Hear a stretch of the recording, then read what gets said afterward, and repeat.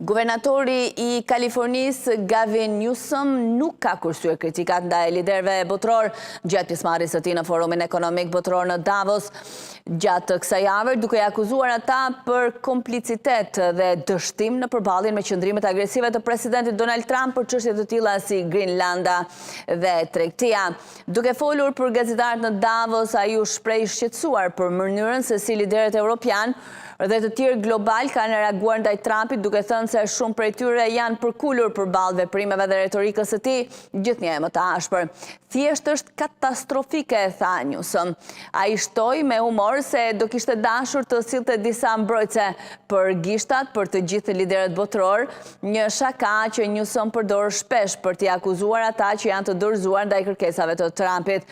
Ai kritikon idetë e europianëve që mund të vazhdojnë të trajtojnë diplomacinë me Trump ashtu siç kanë bërë me presidentët e tjerë amerikanë. Newsom e krahasoi Trumpin me T-Rex, duke shtuar ose bashkohuni me të, ose ai të shkatron. Komentet e Newsom erdhen në një atmosferë të tensionuar në Davos, ku diskutua për pasojat gjeopolitike të nxitura nga qëndrimet e Trumpi Greenlandën, një çështje që ka shqetësuar liderë europiane, ka theksuar shqetësime më të gjëra mbi erozionin e aleancave transatlantike dhe rregullave globale.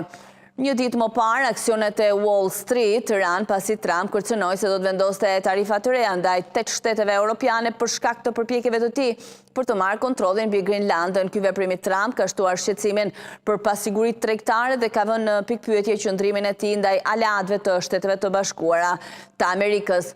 Ndërkohë, gjatë qëndrimit të tij në Zvicër, Newsom përdori mundësinë për të theksuar përparimin e Kalifornisë në fushën e energjisë së pastër, duke njoftuar se shteti kishte arritur më shumë se 2.5 milion shitje të automjeteve pa emisione që nga viti 2010. Kjo shifër te i kalon objektivin origjinal të shtetit 1.5 milion automjete të tilla deri në 2025, pavarësisht sfidave të shkaktuara nga administrata e Trump që ka ulur rregullat për energjinë e pastër. Kalifornia nuk arriti 2.5 milion automjete pa emisione aksidentalisht. Ne investuam në këtë të ardhme kur të tjerët thanë se ishte e pamundur, tha ai, duke theksuar rolin e Kalifornisë si një lider në kalimin në energji të pastër në kontrast me politikat federale të Trumpit.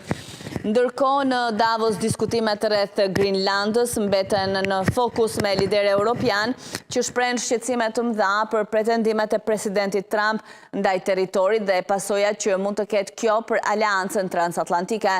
Disa vëzhgues janë të shqetësuar se Trump mund të vazhdojë të kërkojë përfitime nga ky territori Danimarkës, gjë që ka ndezur debate të forta në rrethin diplomatik. Komentet e Newsom janë një kujtesë për ndarjen e thellë që ekziston mes diplomacisë tradicionale dhe qasjes shumë më konfrontuese që Trump ka pasur ndaj politikës së jashtme. Kjo ndarje po përballet me sfida të reja në një periudhë të pasigurisë dhe tensioneve, duke i lënë liderët global përpara një dileme të madhe: si të menaxhojnë marrëdhëniet me një president amerikan që duket se i trajton aleatët e tij si negociator të fortë dhe jo si partner të barabartë.